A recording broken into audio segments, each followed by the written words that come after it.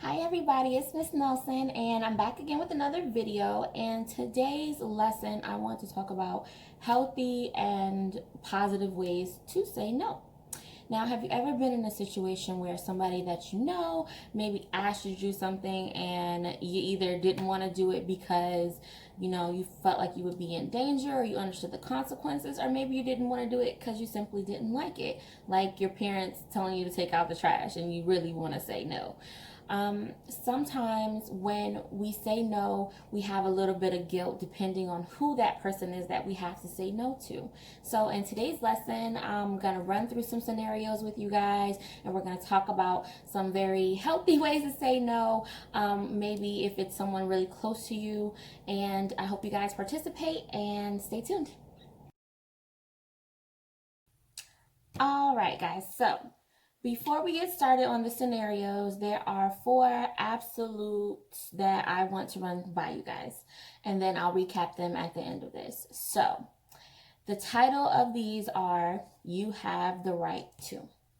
Number one, you have the right to act in your own best interest.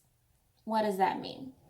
Anytime you're faced with a situation of any kind and you know in your heart of hearts, this is not for me, this is not something that's going to benefit me, it may potentially harm me or cause me to have negative consequences, you have the right to act in your own best interest. If people are trying to get you to go, you have the right to say no because this is wrong for me. Okay?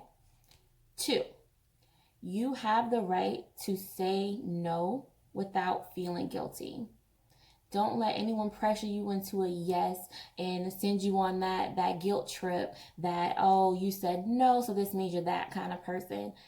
Being able to say no is a very, very healthy skill to have as an adult, as a young person, when you're faced with any situation, really. Being able to say no without guilt is your right. You can do that. No one can tell you that your no is a bad thing, okay? Number three, you have the right to express your feelings. Anytime something is happening, of course, we want to always be respectful. If it's to an elder, if it's to a boss, if it's to someone that you work with, we want to always start with respect because that's how you get it back, right? But you have the right to express your feelings about something. If you feel as though you're being asked to do something that is not right, no matter if it's a teacher, no matter if it's an outside agency like us coming in, if you're uncomfortable, you have the right to express your feelings. And lastly, and more importantly, number four is you have the right to say no even if you have already said yes. Any peer pressure situation that you could possibly think about. Okay? If you have said yes and you get some time to think about it and you're like, you know what, this is not for me, I don't see no good coming out of this, you have the right to say no and go home. Now, depending on who that person is and depending on who anybody is asking you to do something that you don't want to do, like I said, there may be two reasons. One, you just don't like doing it. I don't want to do the dishes. It's not something that you like to do. Or maybe you find it unsafe. Like someone wants to go jump off a bridge without a bungee cord and a whole bunch of professional assistance. Things like that. It can be something small, it can be something big, but you have the right, not only, like I said, to say no, but for all four of those things as well. So, just to recap, you have the right to act in your own best interest. You have the right to say no without feeling guilty. You have the right to express your feelings about what it is you are saying no to and how it makes you feel. And four, you have the right to say no even if you have already said yes. Got it? Good. All right, on to the activity. Okay, so I'm gonna go over a couple of scenarios with you guys, and feel free to comment your ways to say no, as well as any other reasons you may say yes or no to any of the scenarios that I give you. So the first one is you and a friend are at the mall. They decide they're going to steal something for both of you. Now, you already know the consequences. You're very uncomfortable. What are you going to do? Is it easy to say no? Is it hard to say no?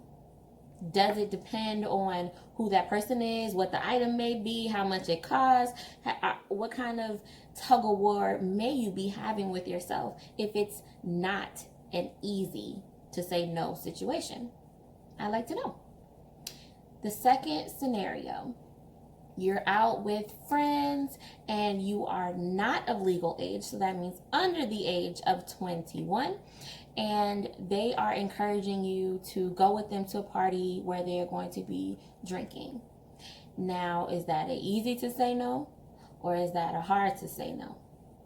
Does it depend on if it's a school night? Does it depend on if your parents know where you're at? What kind of things would stop you from saying no? In some situations, you may not have to say no. Maybe you can just redirect the conversation. Maybe you go and make a vow to yourself to not participate in anything illegal. Or maybe you just say, oh, you know what, guys, I got a paper due tomorrow. I have to be up early for practice. I can't.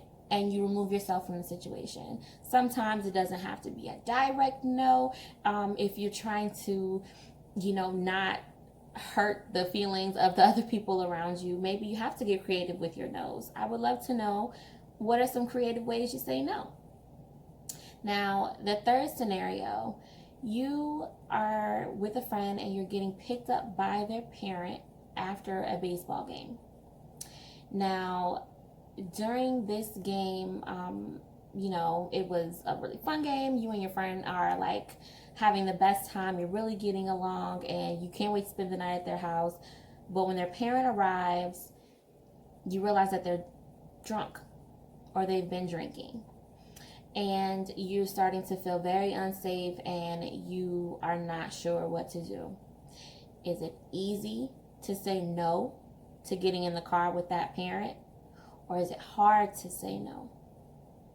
Now, this scenario in particular was one that we encouraged our teens to work through, because sometimes you may be the only person that you have to think about until a scenario like this arises. And now you're also worried about your friend's safety as well. So, what are some creative ways to say no? I'm sorry, Mr. Smith, I forgot something in my locker. Hey, don't you want to come with me?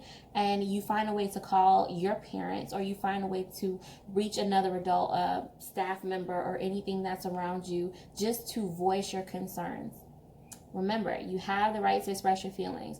Tell someone if you feel as though you or someone that you know is in a very unsafe situation, because at the end of the day, you could be saving a lot of lives. Now, the negative to that, of course, could be that your friend is already embarrassed and now you've told other people how you feel about their parent, so maybe they no longer want to be your friend.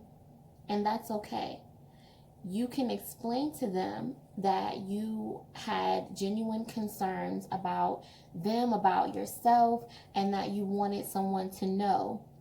And if they cannot find it in them to forgive you in that moment, give it some time. Sometimes acting in your own best interest does put people against you, but that's okay, because at the end of the day, you did what was right for you. I'd love to know some other creative ways you would say no. Maybe you call your parent and arrange for your friend to come stay at your house, or maybe you talk that person's parent into maybe waiting a little bit longer by stalling any way you can. There are no right or wrong answers to these, guys. It really just depends on the situation. And for the fourth scenario, which is really important right now, we're going through a lot of issues with our pandemic online access, and we are all online so much more now. So the scenario is someone you don't know very well asks you to share some personal information online. Is it easy to say no? Is it hard to say no? Easy call, guys. You should never put yourself in any kind of danger by sharing personal information. That's where you live, that's your phone number, anything like that with people that you do not know.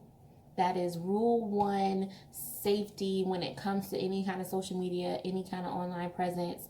Make sure that you are always being safe. Do not trust that people are who they say they are if you don't know them. And online is sometimes a difficult place to say no, because you get to meet people and you want to be social and you want to interact, but you have to find your boundaries when it comes to sharing personal information online. So that should be an easy no. But if it isn't, I would love to know some of the creative ways you would say no. If someone maybe continues to ask you, or maybe it's a family friend that you don't know personally but you may know through someone else, what kind of situations may change that?